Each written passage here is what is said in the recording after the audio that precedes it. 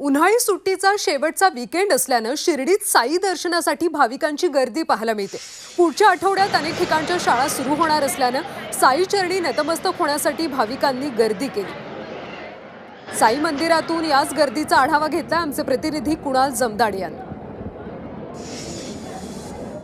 उन्हाळ्याच्या सुट्ट्यांचा शेवटचा आठवडा असल्याने शिर्डीच्या साई मंदिरात देखील भाविकांनी दर्शनासाठी अलोट गर्दी केली आहे। मागील कित्येक दिवसापासून सलग सुट्ट्या आहेत आणि त्या निमित्ताने देशभरातील साई भक्त आहेत ते साई दरबारी येत आहेत आणि साई भक्त शिर्डीला आल्याने शिर्डीतील जो अर्थकारणाचा गाडा जो रुतला होता तो त्या गाड्याला देखील आता चालना मिळाली आहे। असंख्य साई भक्त जे आहेत ते साई दरबारी दर्शनासाठी आहेत साई मंदिर परिसरामध्ये मांदियाळी करत आहेत आणि साईबाबांचं दर्शन घेत आहेत। या ठिकाणी आलेल्या साई भक्तांची चोख व्यवस्था साई संस्थानच्या वतीने ठेवण्यात आहे। उन्हाचा पारा वाटतो आहे आणि साई संस्थानकडनं मंदिर परिसरात जे पाणी वाटप असेल किंवा लाडू काउंटर असेल या ठिकाणी देखील व्यवस्था करण्यात आली आहे। एसी दर्शन रांगेत देखील साई भक्तांना दिलासा मिळतो आहे।